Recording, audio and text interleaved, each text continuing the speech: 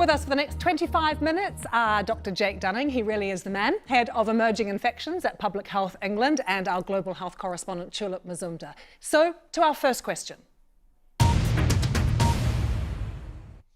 Well, it's a disease a bit like flu. It spread from China rapidly around the world. People can have it for about 2 weeks before symptoms appear, and it passes from person to person through the air, often through coughs and sneezes.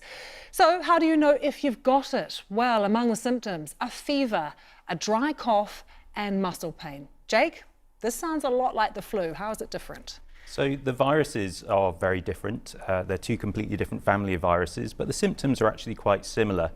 So as you said, fever, dry cough, some people get muscle aches as well. So the actual illnesses aren't that dissimilar. And there's no vaccine? There's a vaccine for flu, and we also have some antiviral treatments for flu. We don't have those things yet for coronavirus. So, Tulip, if you have these symptoms that we've just shown people, should you go and get tested if you can in your country, or should you automatically stay at home and self-isolate? Well, what you do depends on where you are in the world. But if you are concerned that you have coronavirus, i.e. you've been to a country that's got lots of cases, or you've been in touch with someone that you know has coronavirus, then a good idea would be to self-isolate. Here in the UK, for example, there's a 111 service. It's an online service, 111 NHS. You can also dial the number and they will give you good information. Elsewhere around the world, yes, good idea, self-isolate in the first instance. Contact your health provider on the phone. Don't go in and they will be able to give you some good advice. Well, Julie in Singapore recovered from the virus and she told us about her symptoms. When I was going through the critical stage, one of the things that I encountered was really breathing. It felt my lungs were going in overdrive. They were really making an effort. You know, it's not like normal days, right? When we're not even conscious of how we breathe. It was just so laborious trying to get from my bed to the bathroom, which was like, 5 meters away. Just walking to the bathroom, and it was just challenging.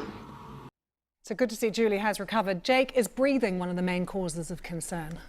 So certainly those who get more sick, and that's only a small proportion of people, they can get quite difficult problems with their breathing, but that's less than 1 in 5 people who will get that sort of severe illness where it really makes it difficult to breathe and gives a really bad cough as well. And when you look at the figures, flu has killed so many more people this year than the coronavirus. Why are we so concerned? Why are we taking it so seriously?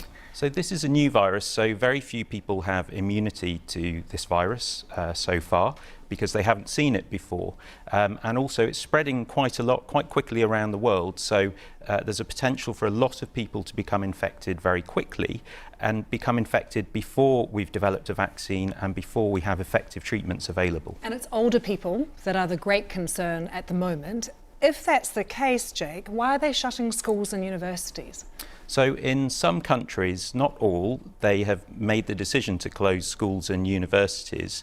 And that's based on how bad things are in their particular country and also what they think are the best measures at the time to put in place to try and control this. And it's really about trying to keep people apart. Once you try and do that, you really need to think about closing things like schools and universities so that can happen. Well, let's take one of your questions now. Stephen in Sydney asks, what happens if the World Health Organization declares a pandemic? Tulip. Well, the World Health Organization isn't planning on declaring a global pandemic. They've said they've already declared an international public health emergency, and that is the highest rate of urgency that there is.